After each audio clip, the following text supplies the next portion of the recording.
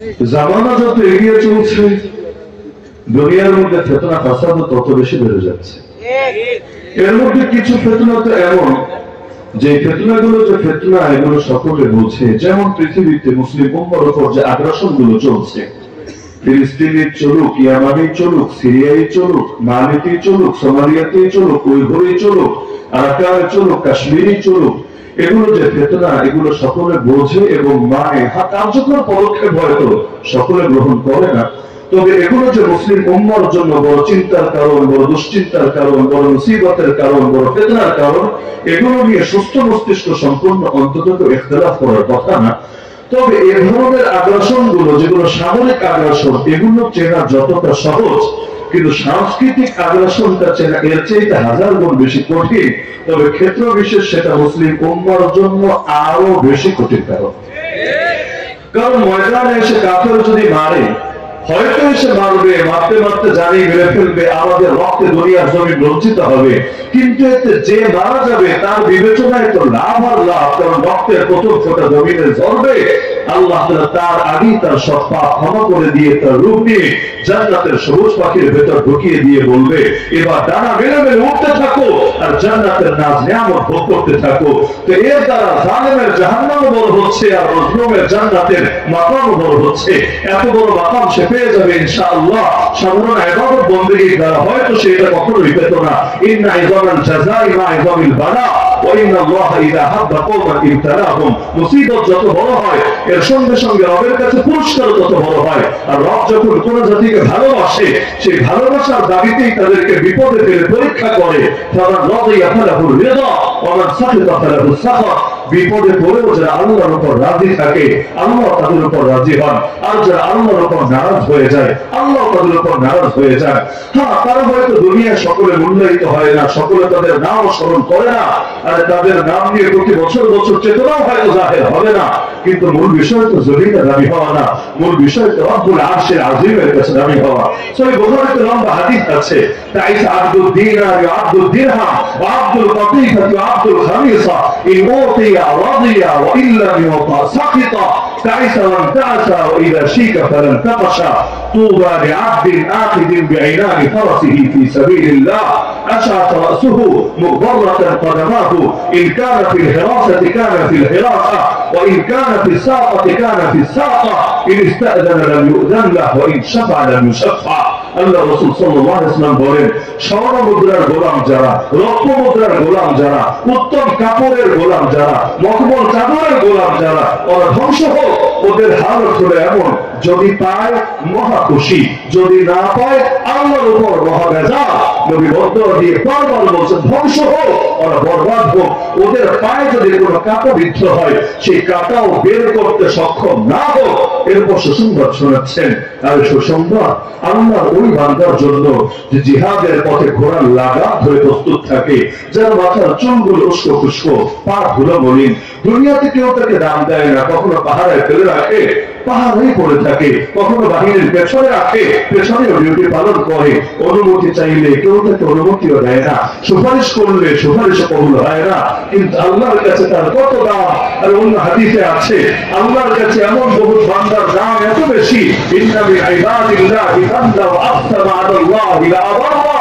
তারা যদি আল্লাহর নামে কোনো কসম করে কোনো কথা বলে, আল্লাহ তাদের কসমের লাজ নিজেই রক্ষা করে, আল্লাহ তাদেরকে হতাশ করে না।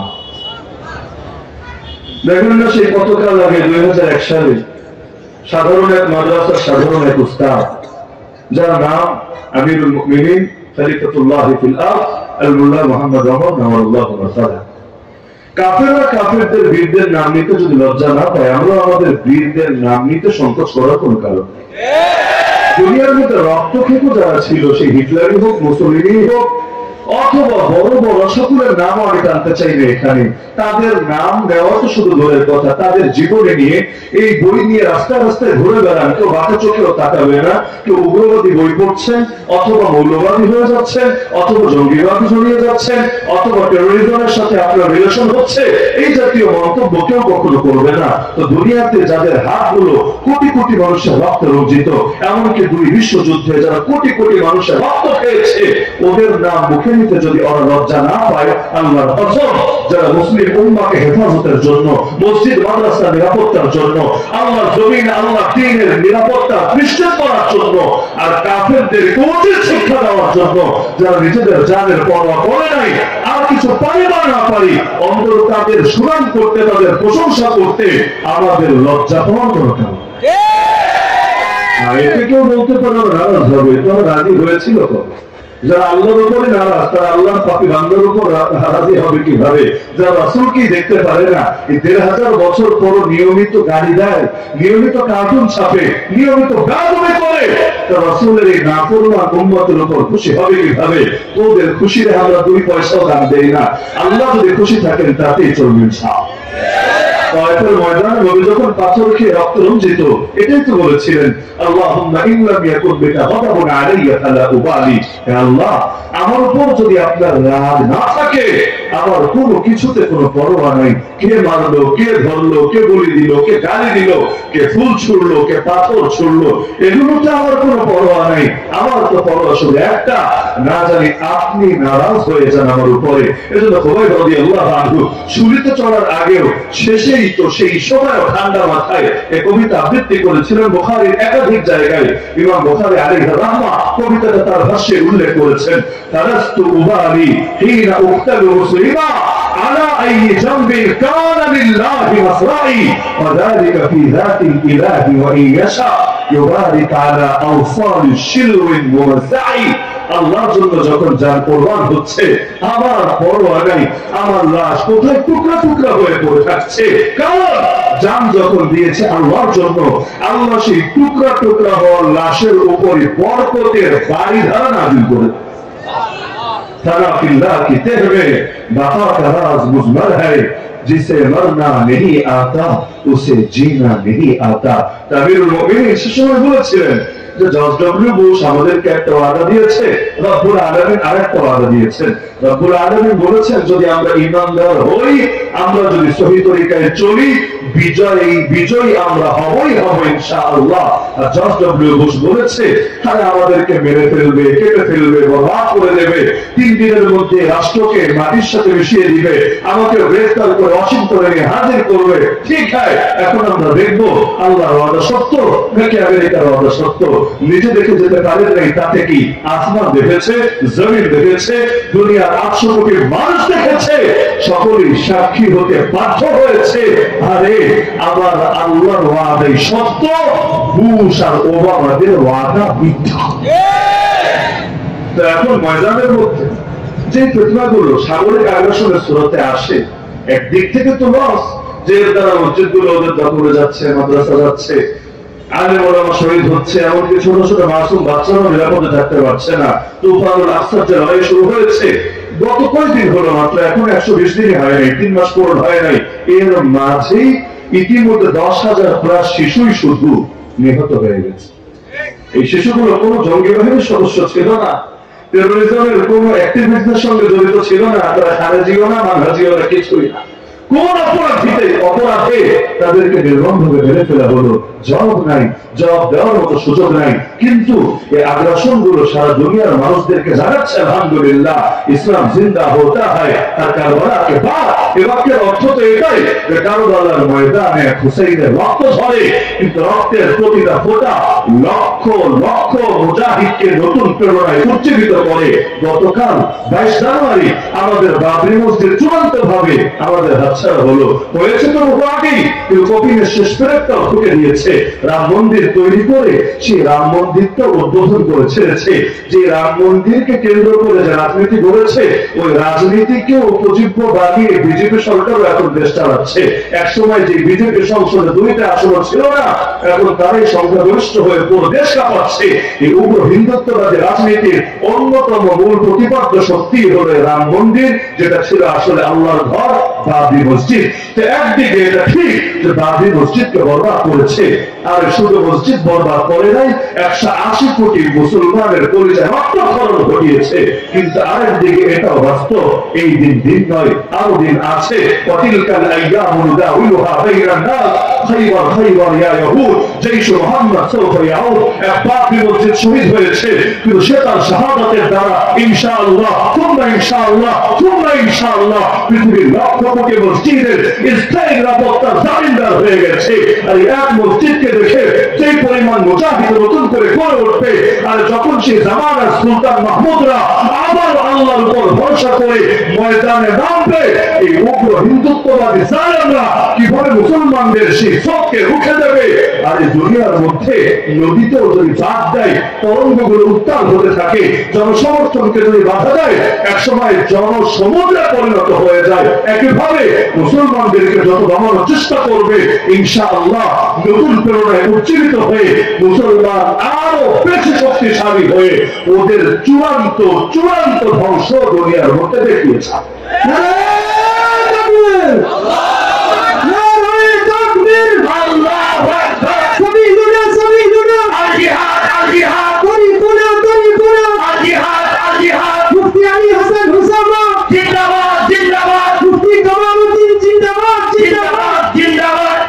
কোরবানি কখনো রেখা যায় না। আলহামদুলিল্লাহ, যে মাটিতে শহীদের ফুল ঝরে, দুদিন আগে বা পরে সেখান থেকে ইসলামের ফুল ফোটে। তো একদিক থেকে আগ্রাসন গুলো বড় হুমকির কারণ, আর এক দিক থেকে বড় উজ্জীবনের কারণ। তবে আমার দৃষ্টিতে এর চাইতেও বড় ঝুঁকিপূর্ণ আগ্রাসনের নাম সাংস্কৃতিক আগ্রাসন, যেটা আমাদের এই দেশেও চলছে পূর্ণ শক্তিতে। এটা ঠিক, এই দেশে সামরিক আগ্রাসন ভালোভাবে চলে, টুকটাক চলে না, আমি এটা মোটেও বলবো না। অনেক সময় সামরিক টার্গেটের শিকার হতে হয় অনেককে বিচ্ছিন্ন ভাবে বিভিন্ন দূরবর্তী ইশারার কারণে। একেবারে মোটেও হয় না, আমি সেটা বলবো না। তবে যতটুকু সামরিক আগ্রাসন হয়, এর চাইতে হাজার গুণ বেশি সাংস্কৃতিক আগ্রাসন চলে।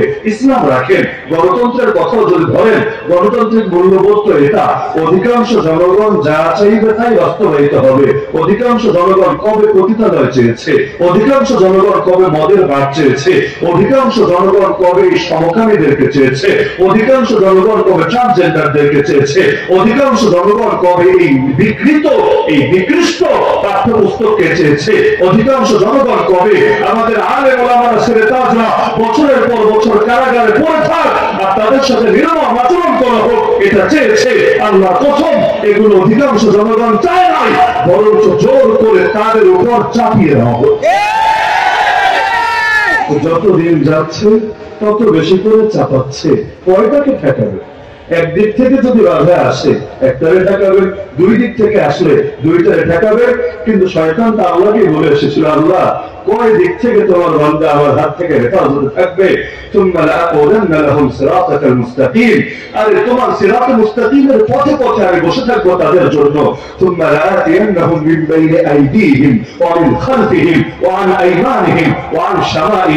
কখনো আসবো সামনে থেকে, কখনো পেছন থেকে, কখনো ডান থেকে, কখনো বাম থেকে। আল্লাহর সামনে দাঁড়িয়ে বলছে, আল্লাহ তুমি দেখবা অধিকাংশ বান্দাই তোমার শুকরগুজার না। কারণ কয় দিক থেকে আমাকে ঠেকাবে? একদিকে মনোযোগ দিলে স্বাভাবিক ভাবে, আর একদিকে মনোযোগ ঢিলা হয়। যেমন আন্দোলন কয় বিষয় নিয়ে করতে পারবেন আপনি? এক বিষয়ের আন্দোলন একদিকে তো আন্দোলন শেষ হয় না। আন্দোলন শুরু করলে সমাধান করতে করতে 2 মাস, কিন্তু দেখবেন একদিকে আন্দোলন শুরু করেছে, ওটা কমেছে, আর একদিক থেকে নতুন চেতনা এসে মাথা চাড়া দিয়েছে। আবার ওটার পেছনে রাখবেন, ওটার সাইজ করার আগে দেখবেন আরো 3টা মাথা চাড়া দিয়েছে। মানে কয়টাতে মারবেন? একটা দুইটা হলে মোকাবেলা করা যায়, 10টা 20টা হলে মোকাবেলা করা যায়। কিন্তু ফেতনা যখন সমুদ্রের মতো একেবারে দেখা যায় না যার কোনো কুল এভাবে আসতে থাকে, তখন কিভাবে মোকাবেলা করে? একেবারে গাছের শিকড়ে যখন কাটা হয়ে যায়, তখন ওই ডালের উপর সামান্য পানিটাকে ঢেলে লাভ হয় না, তত্ত্ব বতন সবে তো নষ্ট হয়ে গেছে।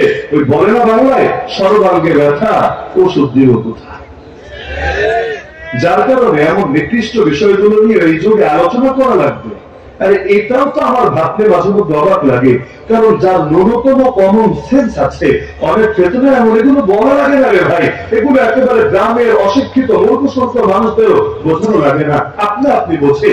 এই ট্রান্সজেন্ডার বা যে বিকৃত যৌনতা, বরঞ্চ সমকামিতাকে বৈধ করার একটা আপডেট রূপ, এটা বুঝতে কি পিএইচডি করা লাগে? এটা বুঝতে কি সেই তথাকথিত ব্র্যাক গে ইউনিভার্সিটি, আমি এখন এই নামেই বলি, তথাকথিত ব্র্যাক গে ইউনিভার্সিটি, ওইখান থেকে বড় বড় ডিগ্রি নিয়ে কি এগুলো বোঝা লাগে?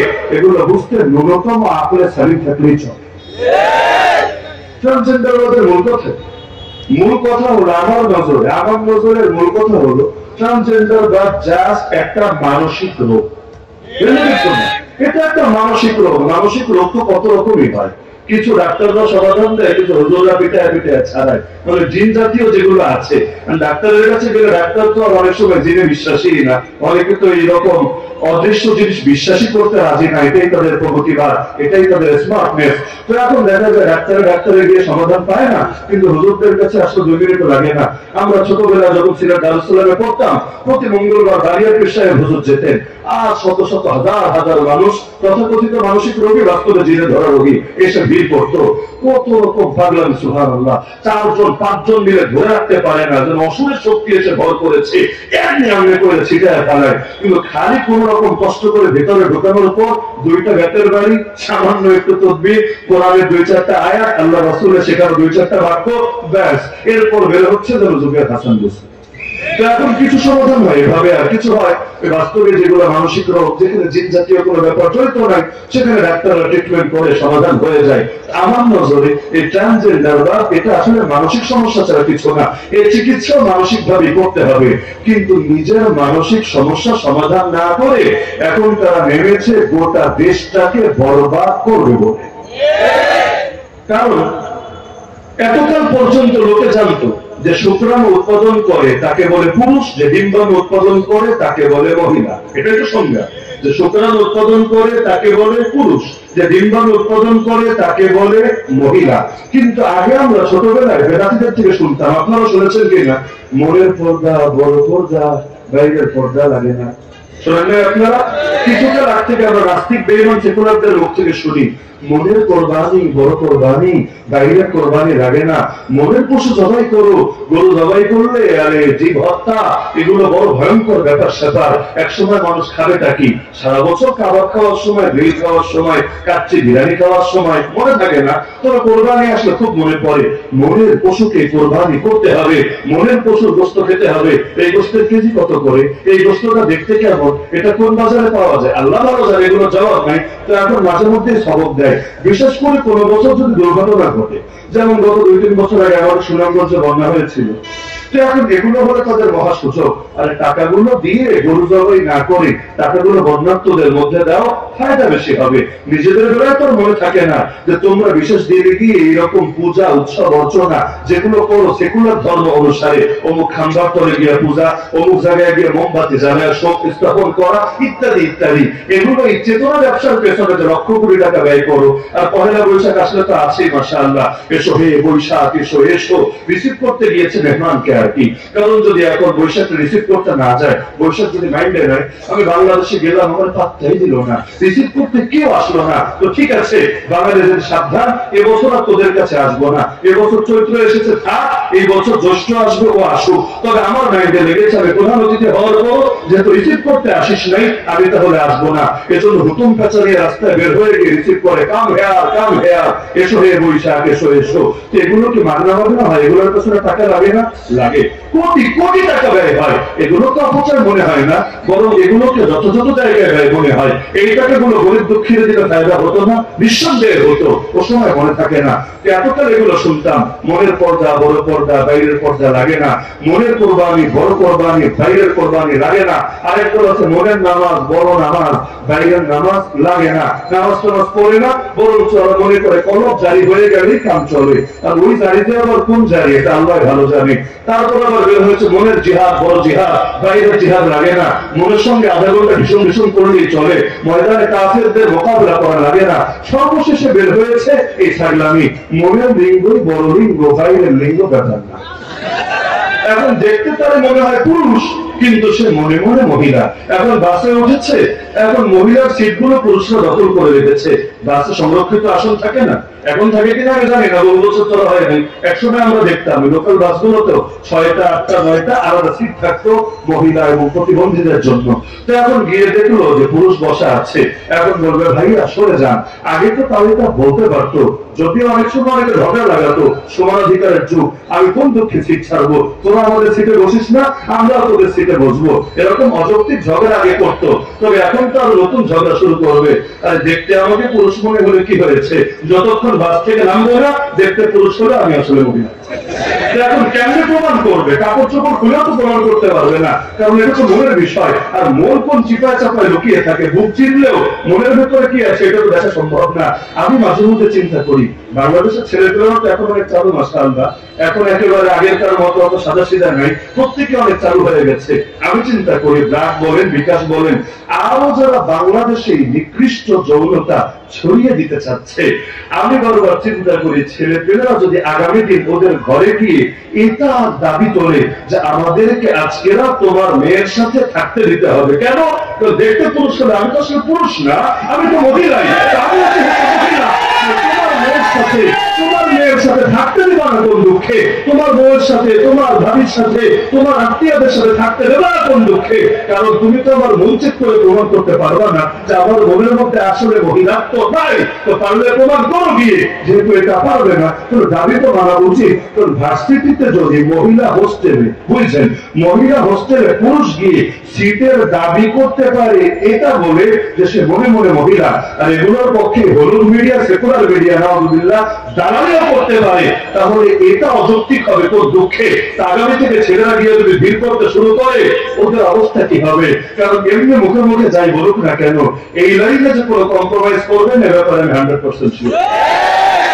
তো অনেক সময় অনেক কিছু এগুলো অত কোরআন হাদিসের দলিল দিয়ে সমাধান করা যায় না। কিছু জিনিস সমাধান করতে হয় উপস্থিত যুক্তি তর্ক দিয়ে, ছাই দিয়ে ধরতে হয়। নবী ইব্রাহিম আলাইহিস সালাম তাগুত নমরুদকে থামাইছিলেন কিভাবে? জাস্ট দুইটা বাক্যে একেবারে ওরা নাকালে চুবারে খাইয়ে দিয়েছেন। ঘন্টার পর ঘন্টা বিতর্ক করা লাগে নাই। প্রথম একটা তীর মেরেছেন, দ্বিতীয় আর একটা তীর মেরেছেন। প্রথম তীরটা হচ্ছে ভুলে মেরে ফেলেছেন, আবেগে করে ফেলেছেন, বিষয়টা এমন না। অনেকে বোঝে না, বলে নবী ইব্রাহিম প্রথমেই তেমন যুক্তি দিতে পারতেন যে যুক্তি নমরুদ কিছুতেই খণ্ডন করতে পারে না। অবশ্যই সম্ভব ছিল, একেবারে ডাইরেক্ট এক বাক্য এক বাক্য। নমরুদের বাপেরও ক্ষমতা নেই সেই বাক্যের জবাব দিলে সম্ভব, কিন্তু নবী ইব্রাহিম এটা না বলে শুরুতে বললেন রব্বি আল্লাযী ইউহয়ী ওয়া ইউমীত। বিতর্কের প্রথম কথা, আমার রব তিনি যিনি জীবন দেন, যিনি মরণ দেন। এটা হলো তার দাবির পক্ষে দলিল। দাবি কি? এটা আয়াতে বলা নাই, এটা সকলের জানা আছে। দাবি হলো আল্লাহ আমার রব, তাগুত নমরুদ তুই কিছুতেই আমার রব হতে পারিস না। এখন আল্লাহ তার রব, এটা হলো দাবি। দাবির পক্ষে লাগে দলিল, কারণ যে দাবি করে দলিল তাকেই দিতে হয়। আল বাইয়িনাতু আলাল মুদ্দাই। দাবির পক্ষে দলিল দিলেন কি? যে আমার রবের দুটো গুণ আছে, একটা গুণ হলো তিনি জীবন দেন, আর একটা গুণ হলো তিনি মরণ দেন। রবের গুণ যে দুটাতেই সীমাবদ্ধ বিষয় তেমন না। আমার রবের গুণ এত বেশি, গোটা জগতের সব গাছকে যদি কলম বানান, সব সমুদ্রের পানিকে যদি কানে বানান, তাহলে লিখতে লিখতে কলম, কালি, কাগজ সব ফুরাবে, কিন্তু আমার রবের কালিমা লিখে শেষ করা যাবে না। কুল্লাউ কানাল বাহরু মিদাদা লিকালিমাতি রাব্বি লানাফিদাল বাহরু ক্বাবলা আন তানফাদা কালিমাতু রাব্বি ওয়ালাউ জি'না বিমিসলিহি মাদাদা। রবের গুণের তো অভাব নাই। দুইটা পয়েন্ট টান দিলেন, বিতর্ক তো বিতর্কই। এখন কেন টান দিয়েছেন? কারণ এই পয়েন্টে টান দিলে নমরুদ একটা ভুল করবে। বিতর্কে অনেক সময় নিজে নিজে খালকাটা লাগে। কেন? যদি তুমি ঢুকলে কি হবে? ঢুকবে তার নিজের ইচ্ছায়, বের হতে পারবে না নিজের ইচ্ছায়, ঢুকবে কিন্তু ওকে আটকে দেওয়া হবে। তো তিনি বললেন আমার রব তিনি যিনি জীবন দেন, যিনি মরণ দেন। চাইলে আরো বহুত কিছু বলতে পারতেন, বলেন নাই। এখন তাগুত নমরুদ এই ফাঁদে পা দিয়ে বসেছে। সে বললো হায় রে, এইটা নাকি রব দলিল? তাহলে তোর দলিল শেষ, আমি এবার রব বলে প্রমাণিত। কিভাবে? আমি না জীবন দেই, আমি না মরণ দেই। কিভাবে? জেল থেকে দুইজনকে ডেকে আনলো, দুই কয়েদিকে একজনকে ছেড়ে দিল, আর একজনকে মেরে ফেললো। বলদে বলল দেখ, এই যে জীবন দিলাম, এই যে মরণ দিলাম। যদিও এটাকে জীবন দেওয়া বলে না, এটাকে মরণ দেওয়া বলে না। কারণ জীবন যদি ওই দিয়ে থাকে, তাহলে জীবন পাওয়ার আগে জেলে ঢুকালো কিভাবে? মনে করেন আমি যদি চ্যালেঞ্জ দিই গোটা বাংলাদেশে, গোটা দুনিয়ার সবাইকে, পারলে আমার নাতিরে জেলে ঢুকাতো, একেবারে চ্যালেঞ্জ দিব, 1 কোটি টাকা চ্যালেঞ্জ। যদি পারো আমার নাতি, যদি 1 কোটি নাই আমার ফিরস্ত হবে না, এমনি বোঝার সাথে বলছি যে আমার নাতিরে পারলে জেলে ঢুকাতো, পৃথিবীর কারো সাধ্য নয় আমার নাতিরা জেলে ঢোকাবে, কারণ আমার ছেলেই হলো পিচ্ছি, নাতি আসবে থেকে। তো যার জীবন নাই তার জেলে ঢোকানো যায়? তাহলে সে যাদেরকে মুক্ত করলো ওদেরকে জীবন সে দিয়েছে না জীবন আটকে গিয়েছিল? স্পষ্ট আটকে গিয়েছিল। এখন আপনি বলতে পারেন নবী ইব্রাহিম তো এই পয়েন্টে ধরতে পারতেন, এই পয়েন্টে ধরলেন না কেন? আরে ভাই, তোর বিতর্কে খেলা আপনি বোঝেন না, খেলা এখানে অন্য জায়গায়। প্রথমে নবী ইব্রাহিম দলিল দিয়ে ওর রেসপন্সিবিলিটি দেখে নিলেন যে সে কেমন আচরণটা করে। দেখলেন ও শুধু কথাই শেষ না, কাজেও এটার প্রকাশ ঘটিয়ে থাকে। মুখ দিয়েও বলে, কর্ম দিয়েও সেটার পক্ষে দলিল দিয়ে থাকে। মুখ দিয়েও বললো জীবন দেই, মরণ দেই, আবার কাজেও দুইজনকে ডেকে একজনকে ছেড়ে দিল আর একজনকে মেরে ফেললো। তার মানে সে শুধু কথাই বিশ্বাসী না, কথায়ও বিশ্বাসী, কাজেও বিশ্বাসী। আর কি লাগে? এবার দ্বিতীয় বাক্য আসল দিকটা ছেড়ে ফেললেন। তাহলে বাবা, আমার রব তিনি যিনি পূর্ব দিক থেকে সূর্য ওঠান পশ্চিম দিকে নিয়ে ঢোকান। ফাতি বিহা মিনাল মাগরিব আল আমরু লা ইয়াক্তাজি তাকরার আল আমরু লা ইয়াক্তাজি ইল্লা দাফাতান ওয়াহিদা। তুই পারলে একবার পশ্চিম দিক থেকে সূর্য ওঠা দেখি। এখন যদি বলে হ্যাঁ আমি উঠাই তো, ও ডেলিটা আমিই করি, আবার ওই যে কিয়ামতের একদিন হবে আমিই করবো, এটা তো জাস্ট কথা হলো, কাজ তো হলো না। আগের পয়েন্টে কিন্তু তিনি ওর ধরে ফেলেছেন মজবুত ভাবে যে নমরুদ শুধু কথা বলে না, সে কথাও বলে কাজও করে। এখন এসে যদি তিনি চাপা মারে, কাজ না করে, ওর যুক্তিতে ও নিজেই ধরা খাবে। এখন মুখ দিয়ে বললে তোকে কাজে প্রমাণ দিতে হবে। কিন্তু সূর্য তো আর জেলখানার কয়েদি না, ডেকে এনে রিমান্ডে নিয়ে আচ্ছা মতো বানাবে, মাইতে খেয়ে সূর্য বলবে সার ও সার, আর মাইলেন না, কোন দিক দিয়ে ওঠা লাগবে খালি বলেন না, পূর্ব পশ্চিম উত্তর দক্ষিণ ডান বাম উপর নিচ ব্যাপার না, খালি বলবে লাভ দিয়ে ওদিক দিয়ে উঠে যাবো। সূর্যের সঙ্গে তার মাস্তানি চলে না। তা বহিতাল দিয়ে কাপার, এবার বড়দের কাছে আর কোনো জবাব থাকলো না, সে লাজবাব হতে বাধ্য হলো। যদিও বিতর্কেই সবকিছু সমাধান হয় না। বাংলাদেশ অনেকে ভাবে এই নাস্তিকদের সঙ্গে ডায়লগ করলে, এই কাদিয়ানি এই বিভিন্ন বাতিল বাতিল দল এদের সঙ্গে ডিবেট করলে মনে হয় কেচ্ছা কত ভাবে, কিচ্ছু হবে না ভাই। এগুলো ক্ষেত্র বিশেষ দুই একজন শাখাগত সাধারণ বিচ্ছিন্ন মানুষের জন্য হেদায়েতের জরিয়া হলে হতে পারে, কিন্তু মূল শয়তান যেগুলো শুধু বিতর্ক দিয়ে আপনাদেরকে কিছুই করতে পারবেন না। কারণ যে ঘুমিয়ে থাকে তাকে জাগানো যায়, যে ঘুমের ধান ধরে পড়ে থাকে তাকে জাগানোর কি উপায়? এজন্য দেখবেন অমুসলিমকে মেহনত করে দাওয়াত দিয়ে দিয়ে মুসলমান বানাতে পারবেন সহজে, কিন্তু ঘাউলা বেদাতি গুলারে বোঝাতে বোঝাতে বোঝাতে নিজের জানদারে পানি বানিয়ে ছাড়বেন, ছাড়াও ওদেরকে পারবেন না লাইনে আনতে। কারণ যত যাই বলবেন, বলবে বাপু তুমি যাই বলো, বিচার যাই করো, তাল গাছ কিন্তু আমারই থাকবে। যখন নিয়ে এসে তাল গাছ তার থাকবে, এখন আপনি কিভাবে তাকে লাইনে আনবেন? সম্ভবই না। অন্তরে আগে মোহর মেরে রেখেছে, তখন তো বিতর্কের দ্বারা ওর নিজের ফায়দা সবসময় হয় এমন না। না হলে বিতর্কে হারলে মূলনীতি কি? আমি হারলে আমি তোমারটা গ্রহণ করবো, তুমি হারলে তুমি আমারটা গ্রহণ করবে, এর নামে তো বিতর্ক। বিতর্ক কাকে বলে? এটাকেই তো। ধরেন বেদাতিদের সঙ্গে বিতর্ক হলো, আগেই শর্ত হলো এটা যে আমাদের যদি হারাতে পারো আমি তোমার দরবারে খাদেম হবো, জেলাতে কত খেতে পারো নিজের পকেটের টাকা দিয়ে কিনে তোমারে খাওয়াবো।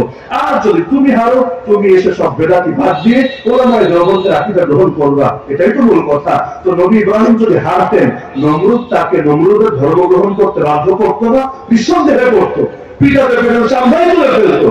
কিন্তু এবার তো নমরুদই হেরেছে, তাহলে দরকার ছিল না সে নবীর আদর্শ গ্রহণ করবে? করেছিল? করে নাই। কারণ যাদের হাতে পাওয়ার থাকে তাদেরকে শুধু মুখের কথা দিয়ে দমানো যায় না। আর ফেরাউনের কাছে যুগের হামানদের বিরুদ্ধে বিচার নিয়ে গেলেও লাভ হয় না। সবসময় শুধু বিচার চাই বিচার চাই দিয়ে সমাধান হয় না। কারণ যে বিচার চাইবেন যার কাছে, রক্ষকে যদি হয়ে যায় ভক্ষক, সমাধান আসবে কিভাবে? তো সবচেয়ে বড় ঝামেলা এখানে। তো বিতর্কে তো হারলো, কিন্তু নবীরে ধরে ঠিকই আগুনে ছুড়ে ফেললো। নাউযুবিল্লাহি মিন যালিক। তো এখন বলছিলাম এই জাতীয় যে ফিতনাগুলো আছে, যেগুলো সাংস্কৃতিক ফিতনা, অনেক মানুষ না বুঝেই পা দিয়ে বসে, এটা বাস্তব। অনেক মানুষের আসলেই মানসিক রোগ আছে। আজকে সাহেব আহমদুল্লাহ জানিয়েছেন যে ওনার অফিসে একজন লোক গিয়েছে, যে বাস্তবে মানে কোনো কারো টাকা পয়সা খেয়ে না, বাস্তবেই ছোটবেলা থেকে তার মনে হতো সে মেয়েলি স্বভাবের, সে মেয়ে, কিন্তু তার দেহটা হলো পুরুষের। পরবর্তীতে তাদের নাকি একটা অ্যাপ আছে, বিশেষ ধরনের অ্যাপ।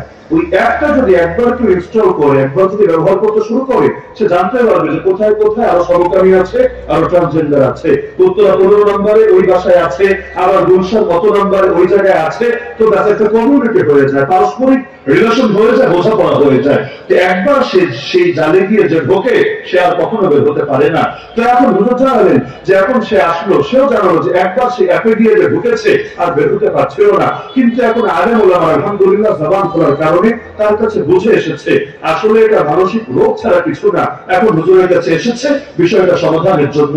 তাহলে দেখা যাচ্ছে যে এটা একেবারেই কারো হতে পারে না, সবাই টাকা খেয়ে খেয়ে করে, এটা আমরা বলছি না, হতে পারে, কিন্তু এর সমাধানও তাকে ডাক্তারি ফর্মুলাই নিতে হবে। যদি হরমোনের সমস্যা থাকে ডাক্তারের কাছে হরমোনের ট্রিটমেন্ট করাবে, আর যদি না হরমোন টরমোন না সব ঠিক আছে, মনের সমস্যা, তাহলে মনের জন্য চিকিৎসা আছে, চিকিৎসা করবে।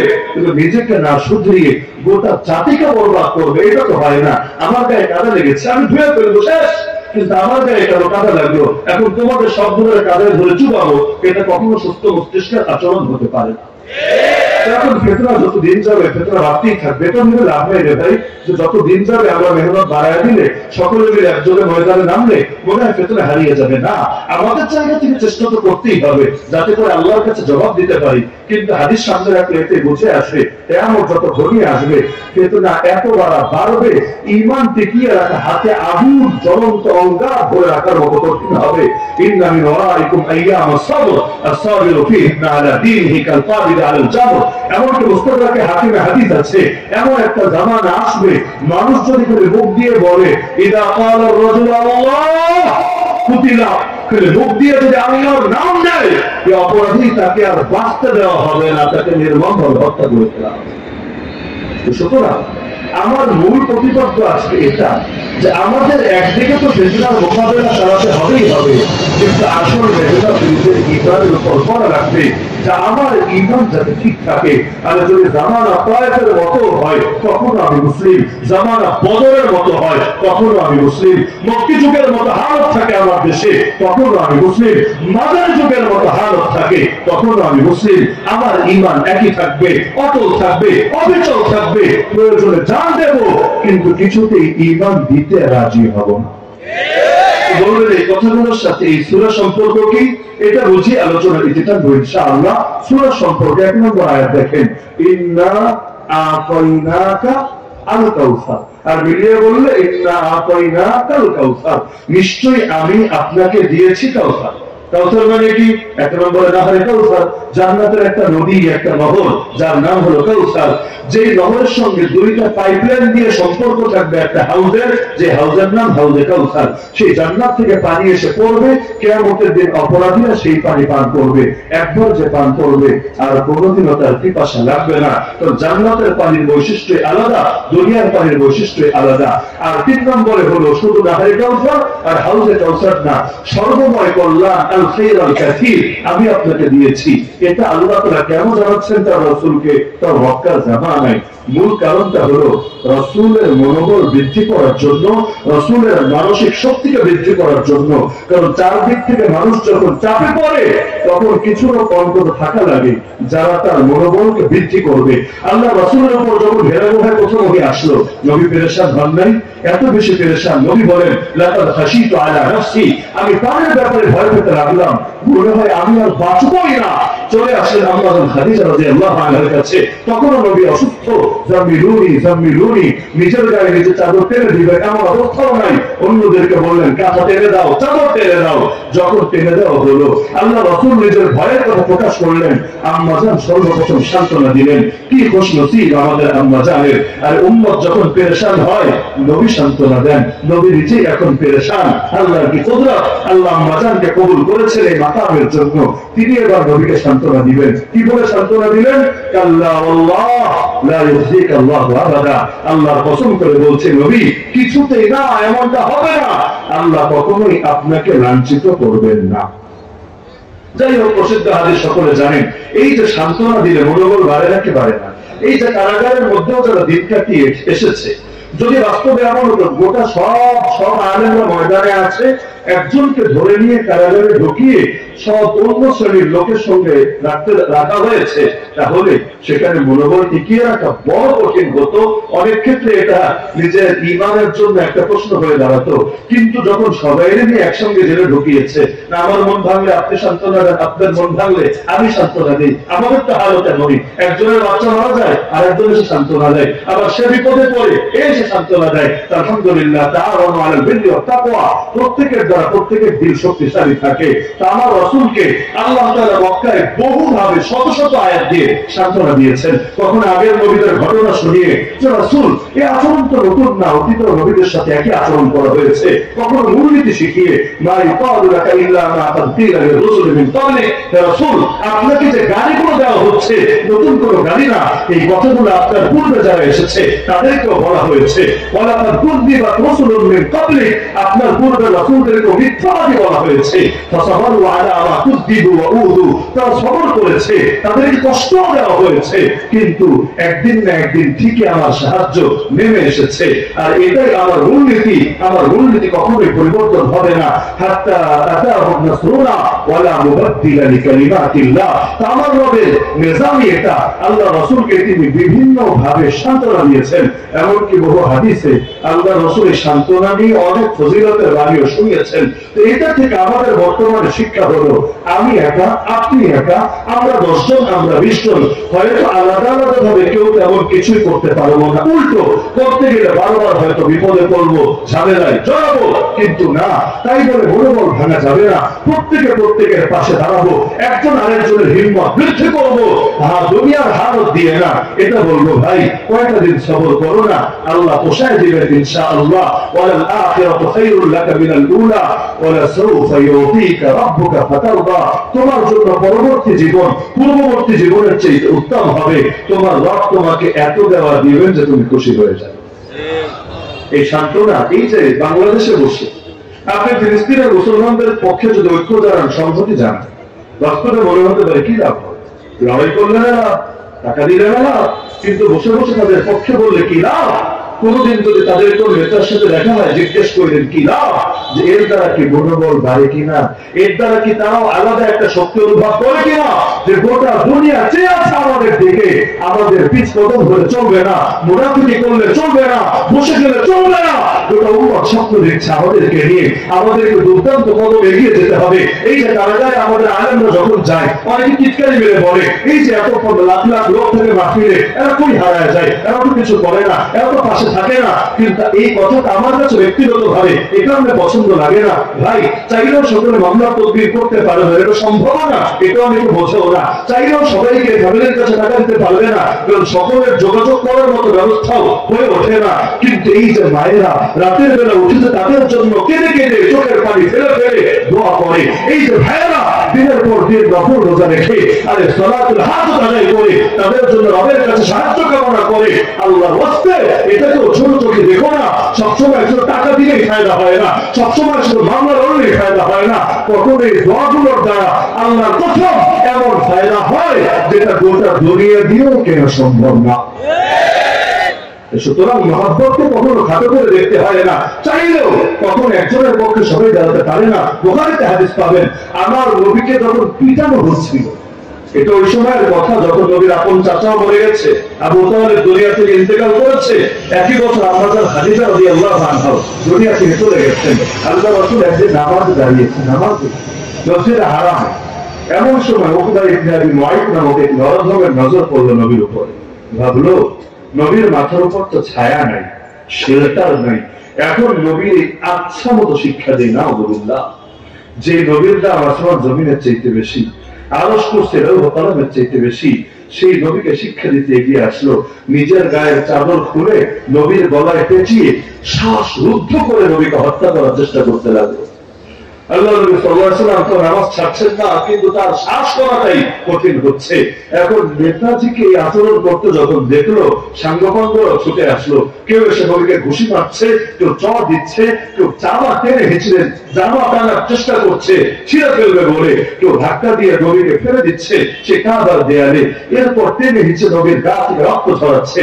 পাশে দাঁড়ানো ছিলেন, হাদিসটা যিনি বর্ণনা করেছেন সাহাবী আব্দুল্লাহ বিন মাসউদ রাদিয়াল্লাহু আনহু, তিনি বলেন কলিজাটা ফেটে যাচ্ছিল, চোখ বেয়ে বেয়ে পানি গড়িয়ে ছিল, কিন্তু কিছু করার ছিল না। একদিকে তো আবার এখানে জিহাদের তো আদেশ আসে নাই যে চূড়ান্ত লড়াই ভেবে পড়বে। দ্বিতীয়ত তার আত্মীয়, তার ঘর বাড়ি কিছুই মক্কায় না, তিনি কুরাইশের লোক না, তিনি বাইরের মানুষ, তিনি একে কি বা করতে পারেন এতগুলো দুশমনের মোকাবেলায়? তিনি বলেন, আমার কাছে আফসোস হচ্ছিল, লাউ কানা লি মানা, লাউ কানা লি মানা, আমার যদি একটা প্রতিরক্ষা বাহিনী থাকতো, একটা মুজাহিদ বাহিনী থাকতো, আজকে এই শয়তানদেরকে শিক্ষা দিতাম। তুমি কিছুই করতে পারছিলাম না, চোখ বেয়ে বেয়ে পানি গড়িয়ে পড়ছিল। এমন সময় দেখলাম একজন লোক ছুটে আসলো, একটা একটা করে ধাক্কা দিয়ে সরিয়ে নবী পর্যন্ত পৌঁছে গেল, আর চিৎকার করে বলতে থাকলো কোরআনের আয়াত, আতাকুলুনা রাজুলান আইয়াকুলা রাব্বি আল্লাহ, তোমরা কি একজন লোককে কেবল এই অপরাধে হত্যা করে ফেলবা যে সে বলে আমার রব আল্লাহ? আল্লাহকে রব বলা কি এত বড় অপরাধ, এত বড় পাপ, যার জন্য তাকে তোমরা বাঁচতেই দিবা না?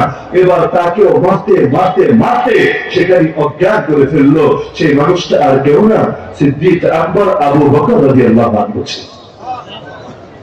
তো এখন কিছু হালত এমন থাকে যে বাস্তবে কিছু করা যায় না, কিন্তু তখনও যদি একজন আরেকজনকে সান্ত্বনা দেয়, যেমন কারাগারের জীবন, কে কার জন্য কি করতে পারে, কিন্তু একজন যে আরেকজনকে সান্ত্বনা দিত, আমার এখনো মনে পড়ে।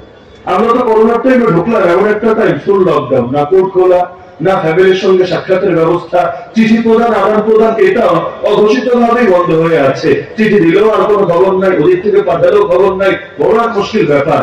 আর ফোনেরও কোনো ব্যবস্থা নাই। অপরাধী যারা আছে বাকিরা সবাই ফোন কল করতে পারছে।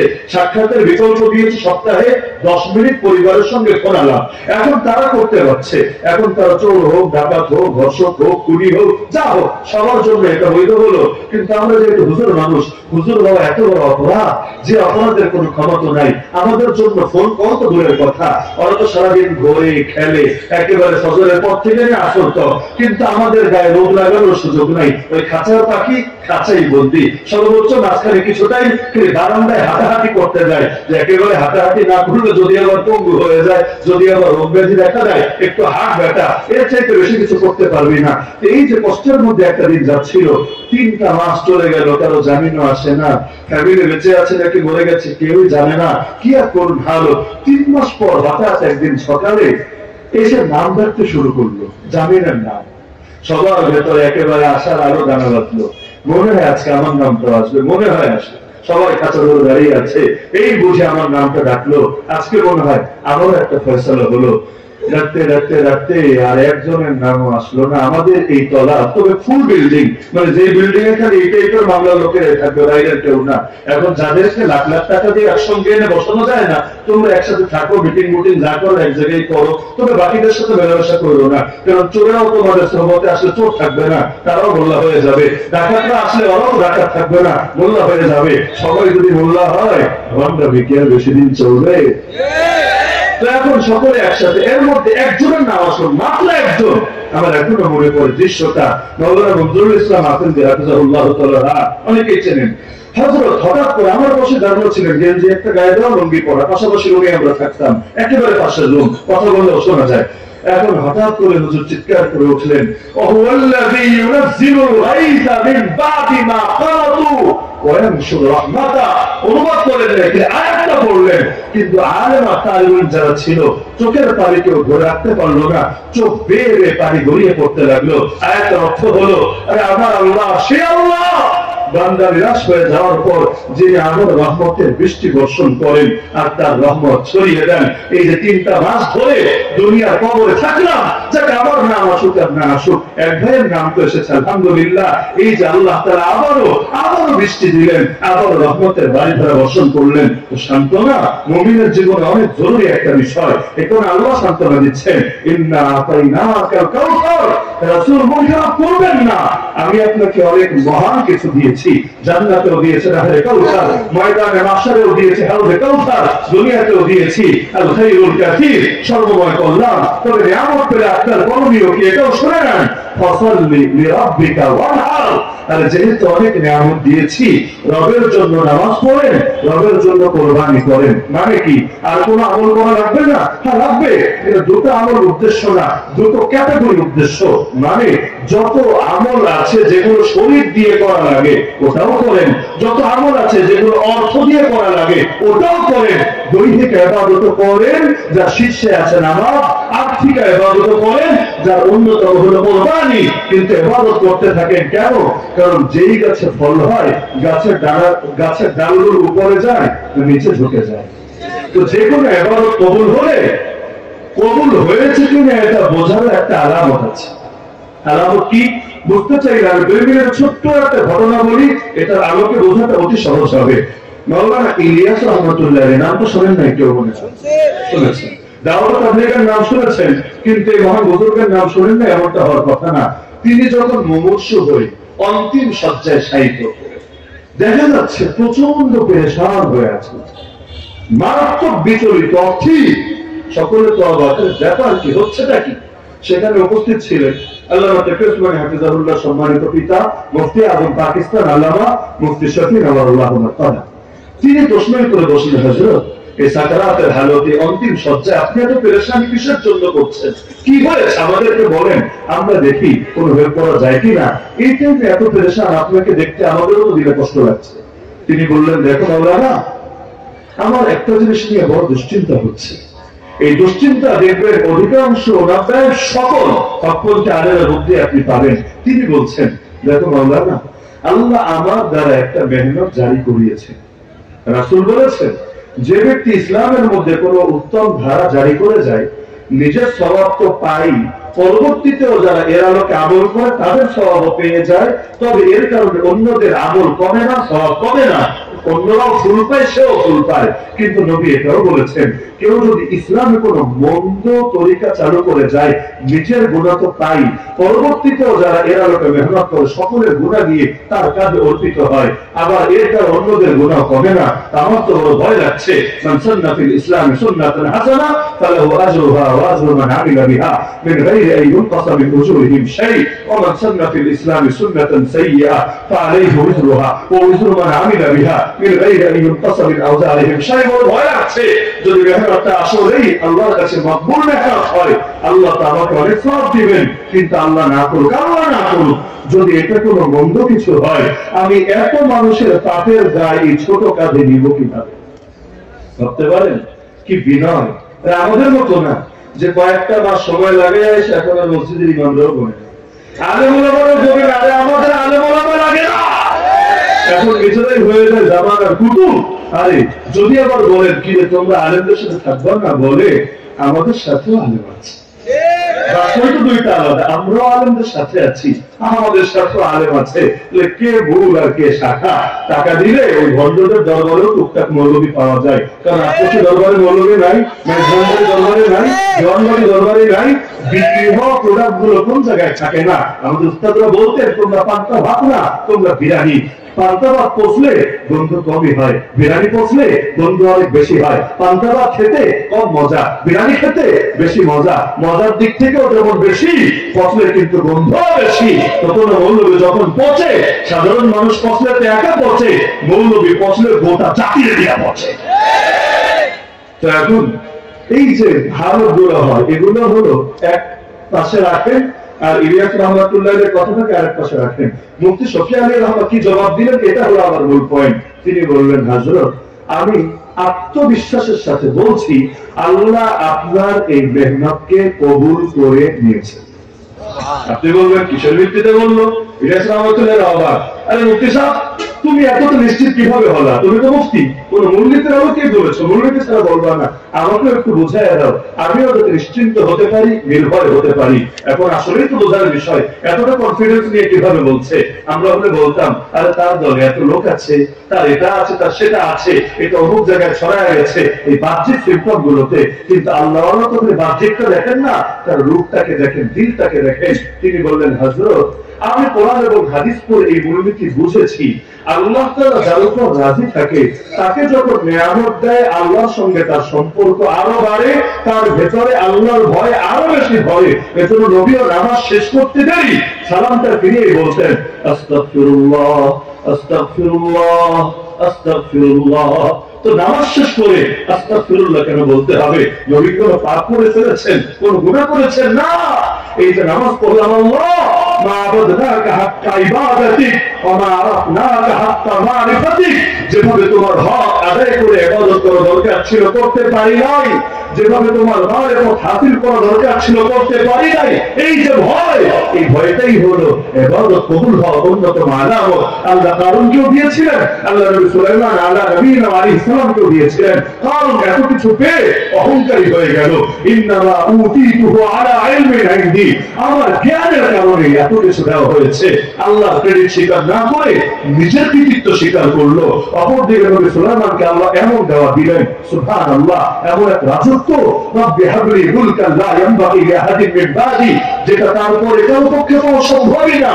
এমন এক রাজত্ব যেটা বাতাসের উপর চলে, তাজরিব আমরিহি রুহান হাইতু আসা, আর জিন তো জিন শয়তানের উপর চলে, আর শায়াতিন কুল্লা বান্নাই ওয়া গাওয়াস, পাখির উপর চলে। ওয়াতাফাক্কাদ আত-তায়রা ফাকালা মা লি লা আরাল হুদহুদ, এমন এক রাজত্ব পিঁপড়ার উপর চলে। ইয়া আইয়ুহান নাম, আরে কি এক আজীব রাজত্ব আল্লাহ তাকে দিলেন। কিন্তু আল্লাহ বলছেন, ওয়ালাকাদ আতাইনা দাউদা ওয়া সুলাইমান ইলমা, আমি দাউদ আর সুলাইমানকে মহা জ্ঞান দিয়েছিলাম। আরে দ্বীনের জ্ঞানটা আছেই, গোটা দুনিয়া রাজত্বেরও জ্ঞান দিয়েছিলাম। কিন্তু এত কিছু পেয়ে ওয়াকালা, তারা কি বলেছে জানো?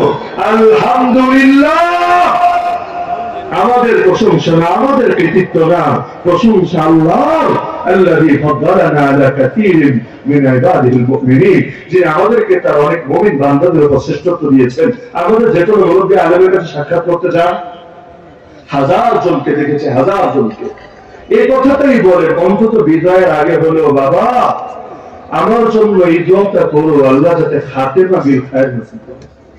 আমি এই বাক্য বলে নাই এমন ব্যক্তি দুনিয়াতে কমে রেখেছি, কারণ এই বাক্য, বাবা দোয়া করো আল্লাহ যাতে খাতেমা বিল খায়র নসিব করেন। মানে বোঝেন, আল্লাহ যাতে ঈমানটা নিয়ে যাওয়ার তৌফিক দান করেন, কারণ যার শেষ ভালো তার সব ভালো। আল আমালু বিল খাওয়াতিম। এই যে ভয়, আর আমাদের তো ভয় লাগে না। আমাকে তো মনে হয় যে মরতে দেরি, জান্নাতে যেতে দেরি না। নবীর সাহাবী হানজালা রাস্তায় বের হয়ে হয়ে বলে, না ফাতা হানজালা, না ফাতা হানজালা, ভয় লাগছে, আমি মনে হয় মুনাফিক হয়ে গেছি। ওমরের মতো জান্নাতের সুসংবাদপ্রাপ্ত সাহাবী হুযায়ফা রাদিয়াল্লাহু আনহু কাছে গিয়ে বলে, হুযায়ফা, নবী তো তোমাকে মুনাফিকদের তালিকা দিয়ে গিয়েছেন, সবার নাম বলা লাগবে না, আমাকে খালি এতটুকু বলো না, আমি পাপী ওমরের নাম ওই লিস্টে নাই তো? ইবাদত যখন কবুল হয়, দিলের মধ্যে ভয় বাড়ে। সফলতা যত আসে, আল্লাহর সঙ্গে সম্পর্ক তত বাড়ানো লাগে। এজন্য বিজয়ের কথা বলে আল্লাহ ইবাদতের কথা বললেন। ইযা জাআ নাসরুল্লাহি ওয়াল ফাত ওয়া রাআইতান নাসা ইয়াদখুলুনা ফী দীনিল্লাহি আফওয়াজা, যখন আল্লাহর সাহায্য আর বিজয় আসবে, আপনি দেখবেন মানুষ দলে দলে মুসলমান হচ্ছে।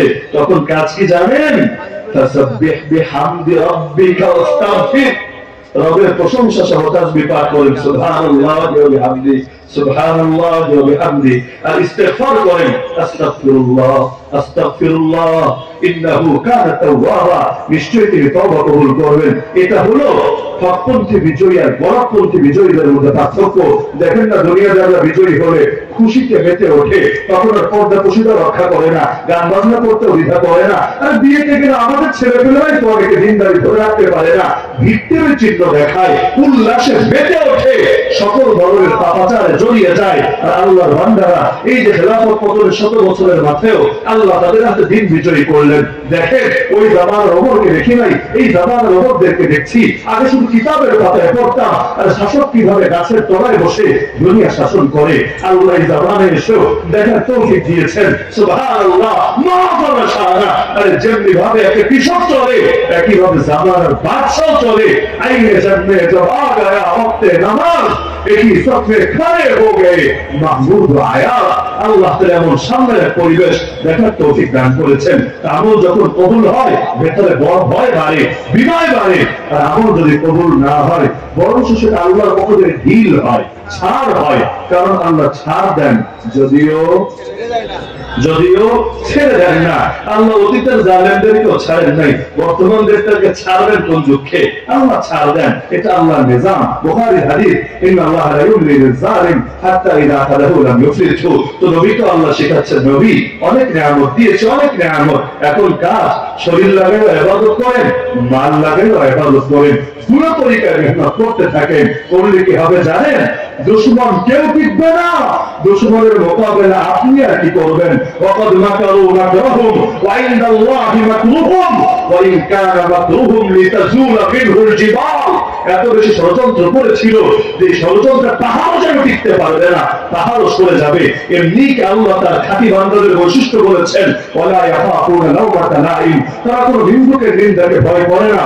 আল্লাহ সাক্ষী, যারা গালিকে ভয় করে, সমালোচনাকে ভয় করে, নিন্দাকে ভয় করে, তারা কোন জামানায় হকের উপর টিকে থাকতে পারে না। এই জামানায় আপনি তো হকের কথা বলতে পারবেন না যদি আপনি মানুষের গালিকে ভয় করেন, কিন্তু আসলেই যদি হকের সৈনিক হন, আপনি বলবেন আর তোদের চোখে হকের পথে চলা, হকের কথা বলা যদি জঙ্গিবাদ হয়, তো কান খুলে শোন, মুসলমান জঙ্গিবাদে গালি খেতে রাজি, তবে গালির ভয়ে ইসলামের ফরজ বিধান ছেড়ে দিতে রাজি না।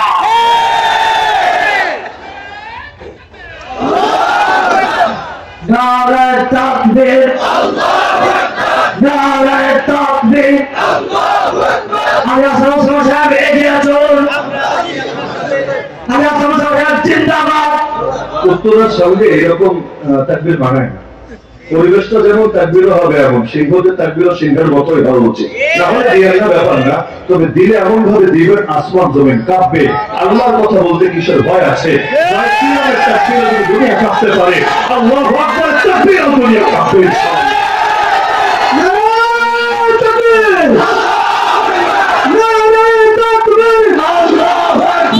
ইসলামের শত্রুরা হুঁশিয়ার সাবধান, ইসলামের শত্রুরা হুঁশিয়ার সাবধান। কুরআনের দেওবন্দ জিন্দাবাদ, জিন্দাবাদ, নারায়ে তাকবীর, আল্লাহু আকবার। শেষ বাক্যে আল্লাহ রাসূলকে সান্ত্বনাটাই দেওয়া হচ্ছে। আমি মাঝে মধ্যে চিন্তা করি, ওই জামানার অমুসলিম ব্যক্তি আবু তালেব, আবু তালেব তো মুসলমান হয় না, এটা হয়েছে তাই নাই, জান্নাতি না জাহান্নামী? নিঃসন্দেহে জাহান্নামী, যদিও জাহান্নামের সবচেয়ে হালকা আযাব পাবে।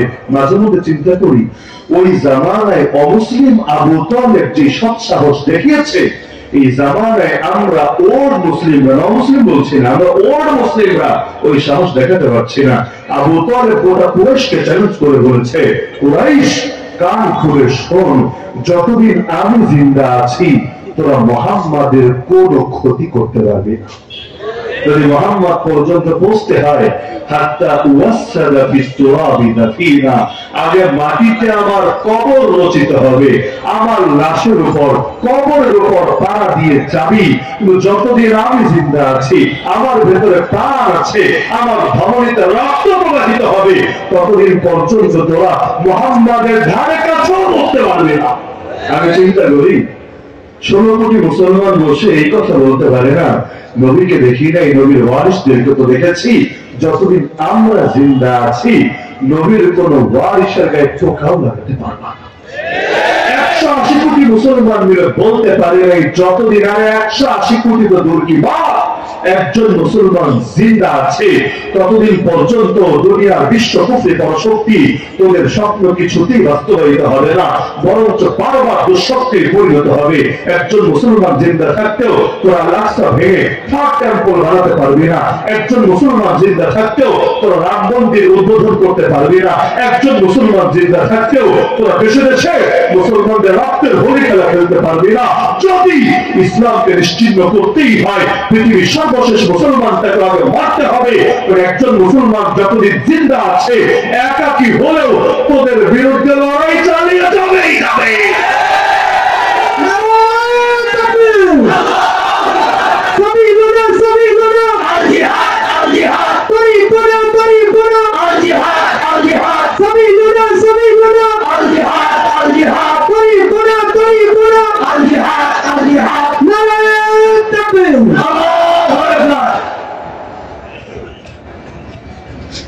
অনেকক্ষণ পর একটা মনের মতো তাকবীর শুনলাম। তবে কারণ যদি আমার এখানে মানসিক রোগ থাকে, তাকবীর তো দিয়েছে না, সাবিলুনা সাবিলুনা আল জিহাদ আল জিহাদ, কারো যদি অনেকদের কান পরিষ্কার না করার কারণে আবার কানে শোনেন সাবিরুনা আর জঙ্গিবাদ আর জঙ্গিবাদ। জামিয়া মাহমুদিয়ার মাদ্রাসা থেকে আমাদের ছেলেটা মুফতি কামাল সাহেবের মাদ্রাসা থেকে আর জঙ্গিবাদ স্লোগান দিচ্ছে, এমন যদি মনোরোগ থাকে আইসেন আমরা চিকিৎসা করে দেবো বিনামূল্যে ইনশাআল্লাহ। ট্রান্সজেন্ডারবাদ যেমন মানসিক রোগ, জিহাদ শুনলেও জঙ্গিবাদ কানে শুনতে পাওয়া মানসিক রোগ। আলিয়া মাদ্রাসা মেসাব থেকে অনেক বছর আগে জিহাদের আয়াত হাদিস বিদায় করেছে এই অজুহাতে এগুলো পড়লে ছেলে মেয়েরা জঙ্গিবাদী হওয়ার আশঙ্কা আছে। এমনকি নাইনের বই, ইসলাম শিক্ষা বইয়ে গত বছর জিহাদ নামে একটা চ্যাপ্টার ছিল। এই বছর আমি বই নিয়ে আসি নাই, নাহলে করে দেখিয়ে দিতাম। 2023 সেটা ছিল, এই 2024 ওটাকে ডিলেট দিয়ে ওখানে বসিয়েছে পরমত সহিষ্ণুতা। মানে কি? পরের মতের প্রতি ধৈর্য দেখানো।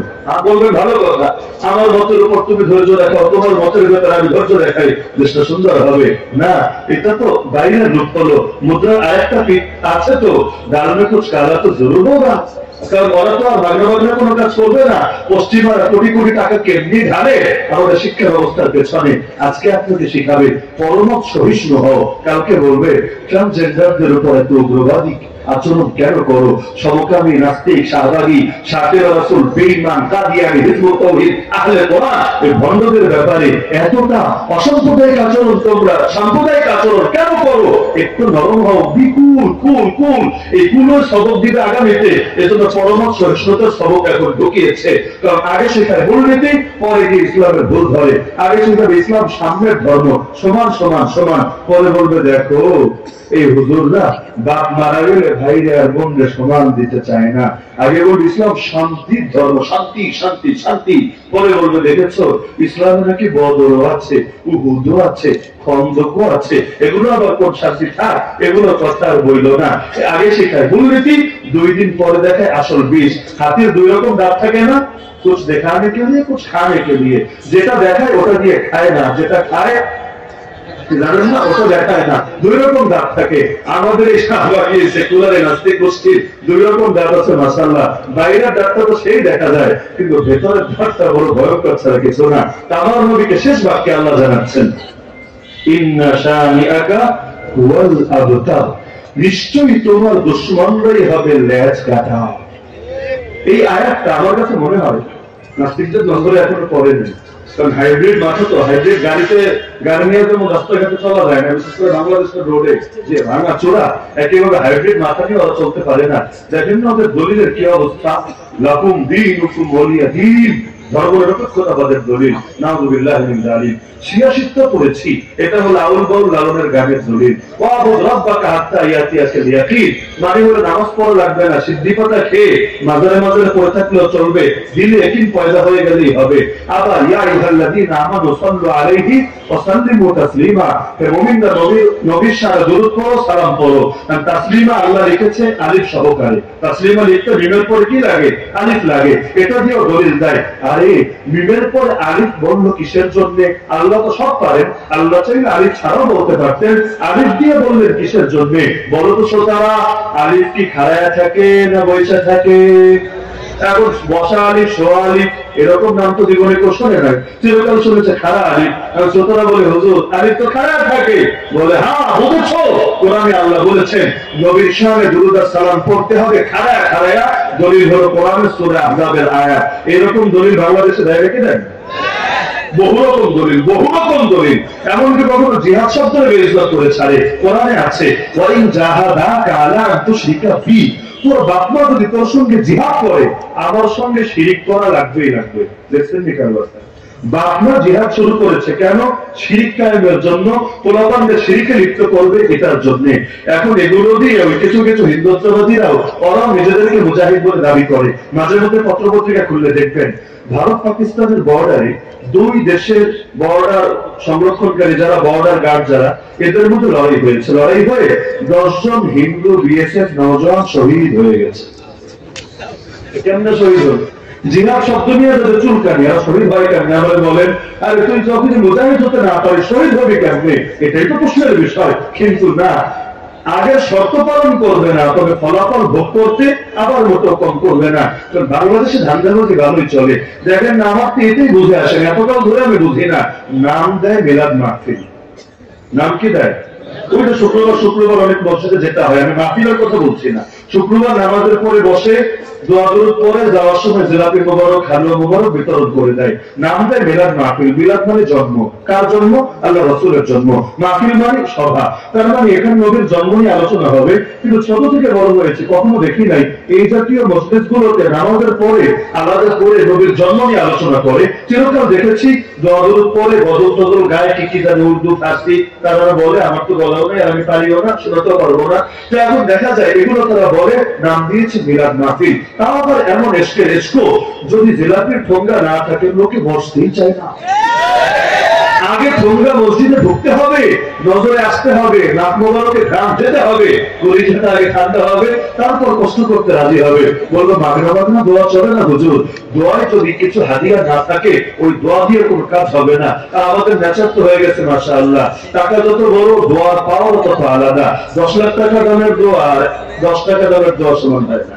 টাকা যত বেশি হয় দোয়া তত বেশি হয়। এজন্য দেখা যায় অনেক সময় সরকারি মসজিদে ইমাম আর খতিব সাহেবদের দোয়া শুনলে আমার কলিজাটা ঝরে যায়। আল্লাহ এত সুন্দর তেল মারে, এমনি কি দেশে তেলের দাম বেড়েছে, সব তেল যদি এক জায়গায় মারে গোটা দেশের গাড়ি ঘোড়া চলবে কিভাবে? এখন দেখা যাচ্ছে আল্লাহ তাআলা তার রাসূলকে জানালেন, ইন্না শানিআকা হুয়াল আবতার, তোমার সাথে যতই দুশমনি করো করো লেজকাটা হবে। যে প্রসঙ্গে বললাম যে আয়াতটা নাস্তিকদের নজরে মনে হয় যায় নাই, কেন জানেন? ওরা তো বলে আমাদের আদি পিতা নাকি বান্দর মহোদয়। শোনেননি আপনারা? আমাদের আদি পিতা কে? নবী। আমরা প্রত্যেকে নবীর সন্তান, আমিও নবীর সন্তান, আমাদের হুজুর নবীর সন্তান, আপনারা সকলে নবীর সন্তান। আমাদের আদি পিতা আব্বা আদম আলাইহিস সালাম নবী, একইভাবে আমরা সকলে নূহ নবীর সন্তান। কারণ নূহ নবীর পরে দুনিয়াতে যত মানুষ এসেছে সব তার ওই 3 পুত্র হাম, সাম, ইয়াফিত, এই 3 পুত্রের থেকে এসেছে। তো নূহ আলাইহিস সালাম আমাদের বাবা, নাকি আপনাদের বাবা না? আদম আলাইহিস সালাম আমাদের বাবা, আর ইব্রাহিম আলাইহিস সালাম তো আমাদের জাতির বাবা। কোন জাতি? আমি বাঙালি জাতির কথা বলছি না, তো এটা না, আবার মুসলিম জাতির বাবা, মুসলিম উম্মার পিতা। এটা আমার কথা না, কোরআনের এই কথা। মিল্লাতা আবিকুম ইব্রাহিম, তোমাদের জাতির পিতা ইব্রাহিমের আদর্শ অনুসরণ করো। আমরা হলাম নবীর সন্তান, আমাদেরকে বানাতে চায় বান্দর, শিম্পাঞ্জির সন্তান। এখন ওরা যে বলে বান্দরের সন্তান, ওই মাঝে মধ্যে বইয়ে দেখবেন ছবি এঁকে দেখায়, আগে ল্যাঞ্জা ছিল, পরে একটু সাইজ বড় হয়েছে, মাঝামাঝি এসে ল্যাঞ্জা খুলে পড়ে গেছে, এরপর গায়ের পশম গুলো খুলে কি ওটা দিব্যায় পরিণত হয়েছে, এখন বান্দর থেকে মানুষে এসে পরিণত হয়েছে। এগুলো হলো ওদের ব্যাখ্যা। আমি চিন্তা করি আয়াতটা যদি ওরা দেখে, এখনো হয়তো দেখে নাই, সামনে দলিল দিবে, দেখো আল্লাহ কেন বললেন যে নবীর দুশমনদের ল্যাঞ্জা কাটা। তার মানে আগে ল্যাজ ছিল, ওরা ল্যাজ বিশিষ্ট শান্তশিষ্ট লোক ছিল, পরবর্তীতে ব্যাধবির কারণে ল্যাজ ঝরে পড়ে গেছে। কোরআন দ্বারা প্রমাণিত হয়েছে দারওয়ানিজম সত্য। নাউযুবিল্লাহ।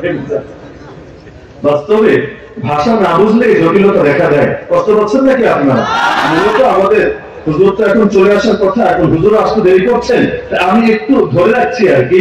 মূল আলোচনা আমার প্রায় শেষ, একটু ধরে রাখছি আর মজা দিয়ে দিয়ে একটু দীর্ঘ করছি, যাতে করে ধৈর্যটা সকলের বহাল থাকে, আর 2-4 মিনিটের মধ্যে খতম হয়ে যাবে ইনশাআল্লাহ। এই যে নবীকে বললেন আপনার দুশমনই হবে লেজ কাটা। আল্লাহ রাসূলের পুত্র সন্তান যখন মারা যেত, মক্কার অলিতে গলিতে খুশির বন্যা হয়ে যেত। আল্লাহ রাসূল কাঁদতেন, কিন্তু মুশরিকরা তারা হাসতো, তারা বলতো হুকিরা মুহাম্মদ, আরে মুহাম্মাদের লেজ কাটা গেছে, নাউযুবিল্লাহ। ওরা বলতো দাও মুহাম্মাদের ওয়া আসহাবা ফাইন্নাহু রাজুলুন আবতাউ লা আকিবালা ফাইদা হালাকা ইনকাতা যিকরুহু। মুহাম্মদ তার সঙ্গীদেরকে নিয়ে টেনশন ছেড়ে দাও, সে এক লেজ কাটা লোক, যার আর বংশ নাই, যদি একবার মরে পরে স্মরণ করার মতো লোক দুনিয়ায় থাকবে না। নাউযুবিল্লাহ মিন যালিক। ওরা ভেবেছে বংশের বাতি জ্বালাবে সন্তানরা, আল্লাহ জানান আল্লাহ রাসূলের বাতি জ্বালাবেন স্বয়ং আল্লাহ। আল্লাহ জানিয়ে দিলেন, হে নবী তুমি লেজ কাটা হবা না, যারা তোমার দুশমন ওরাই হবে লেজ কাটা। কেন? এটা বলে ইতি টানছি, ফাআম্মা যাবাদু ফায়াযহাবু জুফাআ ওয়া আম্মা মা ইয়ানফাউন নাস ফায়ামকুতু ফিল আরদ। ফেনা শুকিয়ে নিঃশেষ হয়ে যায়, আর যেটা উপকারী এটা পৃথিবীতে রয়ে যায়। আল্লাহ এই মূলনীতি দিয়ে জানিয়েছেন বাতিল টিকবে না, হক হারাবে না। বাতিল জিন্দাবাদ না, আর হক মুর্দাবাদ না, বরং হক জিন্দাবাদ, বাতিল মুর্দাবাদ। ওয়াকুল জাআল হক ওয়া যাহাকাল বাতিল ইন্নাল বাতিলা কানা যাহুকা। এই কারণে হকের সৈনিক হলে ভয় পাবেন না, মনোবল হারাবেন না। বিজয় আপনার পদচুম্বন করবেই করবে ইনশাআল্লাহ। শুধু সামান্য সবর লাগবে, আল্লাহ কখনোই নিরাশ করবেন না। মনে থাকবে তো ইনশাআল্লাহ? থাকবে তো ইনশাআল্লাহ? এই যে তিনটা আয়াত, একেবারে ক্ষুদ্র তিনটা আয়াত, ইন্না আতাইনাকাল কাউসার, নিশ্চয়ই আমি আপনাকে দিয়েছি কাউসার, এটা হলো সান্ত্বনা। এখন নিয়ামত পেলে করণীয় কি? ফাসাল্লি লিরাব্বিকা ওয়ানহার, দেহ দিয়েও ইবাদত করেন, নামাজ পড়েন, মাল দিয়েও ইবাদত করেন, কুরবানি করেন। আর টেনশন নিয়েন না, টেনশন যাওয়ার কোনো কারণ নেই। ইন্না শানিয়াকা হুয়াল আবতার, কত বাতিল আসবে আর যাবে, সব পৃথিবীতে যেমন ছিল তেমনই থাকবে। বাতিল নিয়ে সিরিয়াস হওয়ার কোনো কারণ নাই, কারণ বাতিলের ল্যাজ কাটা যাবে। এই সূরাটা যেভাবে তো পড়েন তো না, মজা নাকি পড়েন না আপনারা? যখন পড়বেন দিল থেকে বের করবেন, এতে ইনশাআল্লাহ নামাজে খুশুখুশু বৃদ্ধি পাবে, মনোযোগও বহাল থাকবে, আর ইনশাআল্লাহ দিনকে দিন এই শিক্ষাটাও পরিচয়ের মধ্যে গিয়ে ঢুকবে। ইদা তাকাররারা, নামাজে যে বাক্যগুলো পড়েন, আমার একটা অনুরোধ থাকবে, হাত ধরে অনুরোধটা করে যাই, যে আমার অনুরোধ থাকবে যে বাক্যগুলো নামাজে পড়েন, আল্লাহর ওয়াস্তে আলেম ওলামার কাছে গিয়ে এগুলো বুঝে নেওয়ার চেষ্টা করবেন। এতে কি হবে জানেন? তখন শুধু মুখ থেকে বের হবে না, দিল থেকে বের হবে ইনশাআল্লাহ। ফিলিংসটাই আলাদা হবে। আর দিল থেকে বের হলে ওই তো আরশ পর্যন্ত পৌঁছতে সময় লাগে না। ইহদিনাস সিরাতাল মুস্তাকিম, কি সুন্দর দোয়া। আবার দোয়া কুনুতে যা পড়ি, কত উত্তম দোয়া, দোয়া মাতুরা হিসাবে যেগুলো বলি, কত দামি দোয়া। আল্লাহ এবং তার রাসূলের দোয়াগুলো যখন দিল দিয়ে বের করবে, বিশ্বাস করেন ঈমানের রওনাকে চেঞ্জ হবে। তো লা ইলাহা ইল্লাল্লাহ জিকির অর্থের দিকে খেয়াল করে 100 বার করেন, আর অর্থের দিকে খেয়াল না করে 1000 বার করেন। আমি গ্যারান্টি দিয়ে বলবো, যদি খেয়াল করে করে জিকির করেন, দেখবেন একবার জিকির করলেই অন্তরে আলাদা চাপ পড়ে। আলহামদুলিল্লাহ, আমাদের বুজুর্গরা এজন্য বলে দেন না, লা ইলাহা বলার সময় খেয়াল করবা, দিল করে খালি করে দিলাম। আরে হারাম তো বের করলামই, বাতিল তো বের করলামই, তাগুত তো বের করলামই, যেগুলো হালাল কিন্তু দুনিয়া, ওটাও বের করে দিলাম। কারণ দিল একটা, এই দিলে থাকবেন একজন, নাম তার আল্লাহ। লা ইলাহা সব বের করে দিলাম, ইল্লাল্লাহ খালি আমার আল্লাহ রাখলাম। এবং খেয়াল করে করে জিকির করলে ফায়দা হয় নাকি হয় না? হয়। এজন্য নামাজের বাক্যগুলো দিল দিয়ে পড়বে, ফায়দা হবে ইনশাআল্লাহ। ওয়া আখিরু দাওয়ানা আলহামদুলিল্লাহি রাব্বিল আলামিন। বুলবুল মাহফিল শাইখুল হাদিস হযরত মাওলানা ফজলুল হক কাসেমী হাফিজাহুল্লাহ এসেছেন। হযরত ইনশাআল্লাহ আলোচনা করবেন, আমরা আখিরি মানজাত করে যাব ইনশাআল্লাহ।